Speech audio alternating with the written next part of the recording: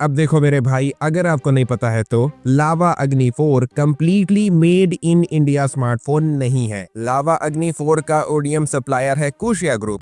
लावा अपने लावा अग्नि 4 को कुशिया ग्रुप के साथ मिलकर बनाया है। अब देखो यार, ये जो कुशिया ग्रुप है ये हांगकांग बेस्ड कंपनी है, चाइनीज कंपनी है, ओडीएम कंपनी, ओईएम कंपनी है। देखो यार, पहली बात, ओडीएम प्रोडक्ट्स काफी बड़े बड़े ब्रांड्स यूज करते हैं, ठीक है। अब ये होता क्या है, एक कंपनी है जो आपके लिए पूरा स्मार्टफोन बना देगी, बस आपको अपना ब्रांडिंग लगाना है और अपने हिसाब से अगर चेंजेस करवाना है वो भी करवा सकते हो और उसको लॉन्च कर दो अपने मन चाहे जगह पे। ये ओडीएम कंपनी काम करती है, ये आपके लिए बहुत सारी चेंजेस कर सकती है। लावा कई बार ऐसा कर चुका है, उसके काफी सारे स्मार्टफोन्स ऐसे हैं जो कंप्लीटली ओडीएम बेस्ड स्मार्टफोन्स हैं। लावा अपने हिसाब से चेंजेस करवा देता है थोड़े बहुत और उनको लॉन्च कर देता है इंडिया में। लेकिन मेरे भाई, इस बार सिनेरियो थोड़ा सा अलग है। लावा अग्नि 4 को कुशिया ग्रुप के साथ मिलकर लावा ने बनाया तो है, लेकिन लावा ने कुछ कुछ चेंजेस भी करे हैं। लावा अग्नि 4 के ज्यादातर जो पार्ट्स हैं उसको कुशिया ग्रुप ने सप्लाई किया है लावा को। अब कितने हद तक सप्लाई किया है ये तो नहीं पता है, सिंस ये ओडीएम डिजाइन हो सकता है। आई होप कि आगे चल के ऐसा ना हो। मैं ये कहना चाहता हूँ, लावा अग्नि 4 जैसा दिखता है वैसा एक और फोन अगर आपको दिख जाए किसी और ब्रांड की तरफ से तो हैरान मत हो जाना। अब वो कौन सा ब्रांड है आप उसको पहचान में नहीं पाओगे, ठीक है। जैसे कि मैं आपको कुछ कुछ एग्जांपल दिखाया था ब्लू ब्रांड के शायद, तो बस ये अंदर में डर है किस हद तक कुशिया ग्रुप ने अग्नि 4 को बनाने में लावा का मदद किया है। अब देखो यार, स्पेसिफिकेशंस थोड़े से अलग हो सकते हैं। मान लो लावा अग्नि 4 जैसा फोन देखने को मिल जाए लेकिन स्पेसिफिकेशंस बहुत अलग है, लेकिन भाई जो मेन ढांचा होता है स्मार्टफोन का, जो कहते हैं ना सिमिलैरिटीज, वो बहुत मैच करेगा। अब देखो मेरे भाई, ऐसा मैं इसलिए बोल रहा हूँ, at the end of the day आपकी मेहनत के पैसे हैं वो। आप अपने मेहनत के पैसे से एक फोन खरीदने का सोच रहे हो, लावा अग्नि 4 हो सकता है या फिर कोई और ब्रांड का फोन हो सकता है, लेकिन मेरे भाई है तो वो आपकी मेहनत के पैसे ना, तो आप डिजर्व करते हो जितना पैसा दे रहे हो उसमें सबसे अच्छा प्रोडक्ट खरीदो या फिर आपके लिए जो बेहतर हो वो प्रोडक्ट खरीदो। समझ गया ना मेरे भाई। अब देखो यार, लावा अग्नि 4 में 6.67 इंचेस का 1.5K रेजोल्यूशन वाला फ्लैट 120 हर्ट्ज एमोलेड डिस्प्ले मिल जाएगा। 2600 नीट्स का पीक ब्राइटनेस है, कॉर्निंग गोरिल्ला ग्लास 5 का डिस्प्ले प्रोटेक्शन मिल जाता है। फ्लैट डिस्प्ले है तो भाई देखने में काफी फोन खूबसूरत लगता है, बेजल्स भी बहुत हद तक कम है। अब देखो मेरे भाई, फिलहाल ये बात मुझे नहीं पता चला है कौन से ब्रांड का ये डिस्प्ले यूज किए हैं। फिक्र ना करो, जैसे मुझे इन्फॉर्मेशन पता चलेंगे इसी वीडियो के कमेंट सेक्शन में पिन कमेंट को देख लेना, बहुत सारी इन्फॉर्मेशन वहां पर आपको मैं बताऊंगा। अब देखो, ये भी नहीं पता है कि PWM है कि नहीं है, कितना है, डीसी डिमिंग कितना है, तो ये सारे इन्फॉर्मेशन नहीं सामने आए और लावा ने बताया भी नहीं है।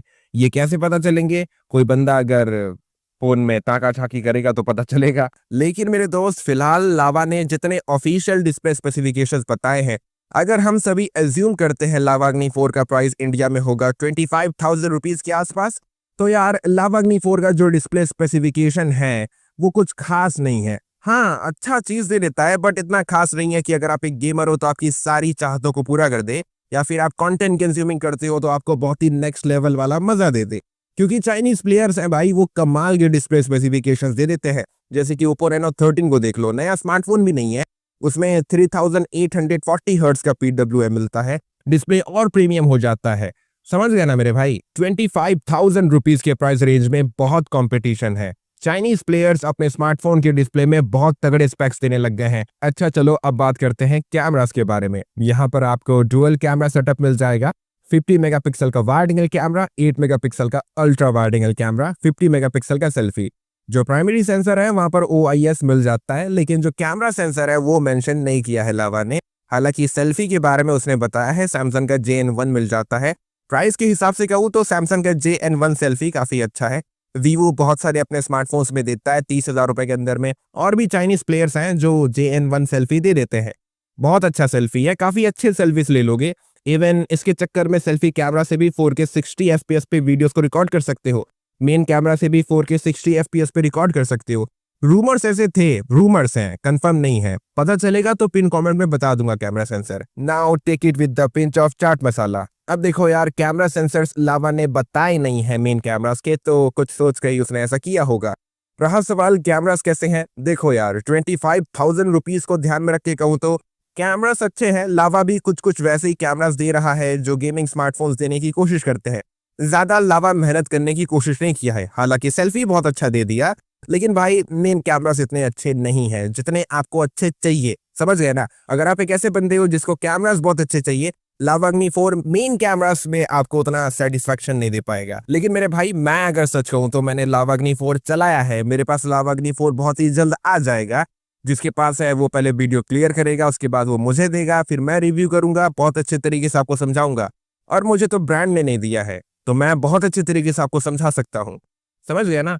तो मैंने जितना कैमरास को यूज किया भाई, मुझे वो फील नहीं आया जैसा कि 25,000 रुपीज के बाकी फोन्स दे देते हैं, या फिर मैंने ओप्पो रेनो 13 बहुत चलाया, इस वजह से मुझे ऐसा फील हो रहा है। तो यार सिनेरियो कुछ ऐसा है। और मेरे पास नथिंग फोन 3A भी है, उसके भी कैमरास बहुत अच्छे हैं।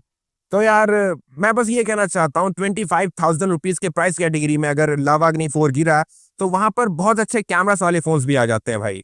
अच्छा चलो अब बात करते हैं परफॉर्मेंस के बारे में। यहाँ पर आपको UFS 4.0 LPDDR5X रैम टाइप के साथ MediaTek Dimensity 8350 मिल जाएगा, जो TSMC के 4 नैनोमीटर के फैब्रिकेशन प्रोसेस पे बेस्ड एक ऑक्टा कोर प्रोसेसर है। देखो यार परफॉर्मेंस आपको अच्छा मिल जाएगा, गेमिंग अच्छी तरीके से कर सकते हो, डे टू डे लाइफ में स्मार्टफोन काफी फास्ट काम करेगा, इस प्रोसेसर में काफी दम है। बात की गहराई को समझो, लावा अग्नि 4 जैसे जो फोन्स होते हैं जैसे कि Oppo Reno 13, nothing phone 3A, ये भाई परफॉर्मेंस के ऊपर इतना फोकस नहीं कर पाते हैं, लेकिन स्टिल इतना अच्छा प्रोसेसर दे देते हैं, बंदे का काम चल जाएगा।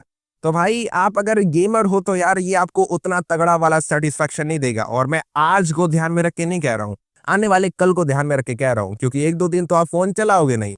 और 2026 आ रहा है, 2026 में तो आप जानते हो क्या होगा, बहुत ही तगड़ी तगड़ी प्रोसेसर्स आएंगे और भाई नए स्मार्टफोन्स आएंगे जो नया लेवल सेट करेंगे और नए मजे देंगे लोगों को। चलो अब बात करते हैं मेन स्पेसिफिकेशंस के बारे में। यहाँ पर आपको optical under display fingerprint scanner मिल जाएगा, 5000 mAh बैटरी है, 66 वॉट के फास्ट चार्जिंग का सपोर्ट है। लावा चाहता तो और बड़ी बैटरी दे सकता था, लावा का कोई तो फोन है सर्टिफिकेशंस में घूम रहा है, उसमें 7000 mAh के आसपास बैटरी मिलेगा। तो लावा अगर चाहता तो 6000 mAh कर सकता था या फिर 5500 mAh कर सकता था, थोड़ा सा तो बढ़ा ही सकता था बैटरी। बैटरी थोड़ा सा छोटा लगेगा बंदों को, क्योंकि यार अभी बहुत बड़ी बड़े बैटरी वाले फोन आने वाले हैं 25 से 30 हजार रुपए के रेंज में। लिटरली 5000 बहुत सारे बंदों को छोटा लगेगा। ड्यूअल स्टीरियो स्पीकर्स मिल जाएंगे, ब्लूटूथ 5.4 है, IR ब्लास्टर है, एक्स एक्सिस लीनियर मोटर मिल जाएगा, VC कूलिंग चेंबर भी मिल जाता है, वाईफाई 6E है, USB 3.2 Gen 1 पोर्ट मिल जाता है। ये चीज भाई बहुत रेयर है, 30,000 रुपीज के प्राइस के अंदर में भाई बहुत ही रेयर मिलता है USB 3.2 Gen 1 पोर्ट। अरे हाँ बताना भूल गया, एंड्रॉइड 15 के साथ लावा अग्नि 4 रिलीज होगा। स्टॉक एंड्रॉइड देखने को मिलेगा, ब्लोटवेयर्स नहीं होंगे, एडवर्टीजमेंट देखने को नहीं मिलेंगे, देखकर बहुत अच्छा लग रहा है, क्लीन स्मूथ एक्सपीरियंस रहेगा। लेकिन मेरे दोस्त 3 मेजर एंड्रॉइड अपडेट्स आपको मिलेंगे। टेक्निकली देखा जाए तो 2 ही है, क्योंकि एंड्रॉइड 16 स्टेबली रिलीज हो चुका है। काश लावा एंड्रॉइड 16 के साथ रिलीज करता, 3 मेजर एंड्रॉइड अपडेट्स देता तो मजा आ जाता, लेकिन उसके बाद भी ठीक ही है भाई, ठीक है। अच्छा चलो अब बात करते हैं डिजाइन और बिल्ड क्वालिटी के बारे में। ये स्मार्टफोन मेटल फ्रेम के साथ आता है, कॉर्निंग गोरिल्ला ग्लास 5 का डिस्प्ले प्रोटेक्शन दे देता है, IP64 का रेटिंग है, ग्लास बैक मिल जाता है। रूमर्स ऐसे हैं जो ग्लास बैक है वो एजी मैट ग्लास देखने को मिल जाता है, और यार एक्शन बटन भी मिल जाता है, काफी अच्छा चीज है ये। चलो अब बात करते हैं प्राइस और अवेलेबिलिटी के बारे में। लावा अग्नि 4 20 नवंबर को इंडिया में लॉन्च हो जाएगा, उसका प्राइस अनाउंस कर देगा लावा। तो वैसे तो लावा ने ऑलमोस्ट सारी चीजें बता दी हैं, प्राइस अनाउंस होना बाकी है। देखो यार मैं जानता हूँ कुछ कुछ भाई लोग कमेंट सेक्शन में पक्का पूछेंगे, सुफियान भाई आप ये जो हुडी पहने हो कहाँ से खरीदे हो, यूजी तादोरी का हुडी है। मैं कोशिश करूंगा भाई इस हुडी को टैग करने का इस वीडियो में। अब रहा सवाल इस फोन को खरीदना चाहिए कि नहीं खरीदना चाहिए। बेसिक सा लॉजिक है मेरे भाई, अगर लावा अग्नि 4 25,000 रुपए के अंदर में 25,000 रुपीज के अंदर में लॉन्च हुआ, तब तो यार ये काफी अच्छा ऑप्शन बन सकता है। आप इसको खरीदने का मूड बना सकते हो, मूड बना सकते हो। अगर ये 25,000 रुपए या फिर उससे ऊपर के प्राइस रेंज में आया, तब तो यार आपको बहुत अच्छे ऑल्टरनेटिव्स मिल जाएंगे। पुराने ऑल्टरनेटिव्स बहुत सारे मिल जाते हैं, iQOO Neo 10R, OnePlus Nord 5, Oppo Reno 13 तो यार 23-24 के आसपास मिल जाता है। मैं तो नए ऑल्टरनेटिव की बात ही नहीं कर रहा हूँ, अभी बहुत सारे नए प्लेयर्स आने वाले हैं 2026 में। आखिर में मेरे भाई मैं बस ये कहना चाहता हूँ, एक दो दिन आप स्मार्टफोन को नहीं चलाओगे, स्मार्टफोन खरीदोगे तो कुछ साल तो चलाओगे ही।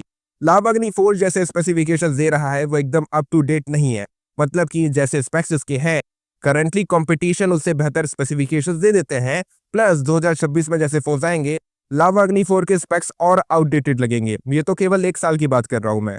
बाकी आपकी मर्जी, आपके पैसे, आप जो भी करो। मेरा जितना फर्ज था मैंने पूरा किया और मैं और भी पूरा करने की कोशिश करूंगा। इस फोन का अच्छे से रिव्यू वीडियो बनाकर जुगाड़ कर रहा हूँ, हाथ में आ जाए बस। जैसे वो फोन खाली होगा तो और अच्छे से आप लोग वार्तालाप करेंगे एकदम डिटेल वीडियो में। वीडियो को लाइक कर देना, कोई अगर आपका सवाल होगा कमेंट करना, अच्छे से आके बहस करते हैं, कमेंट सेक्शन में बातें करते हैं। और हमेशा अपना ख्याल रखो, खुश रहो। जय हिंद, वंदे मातरम।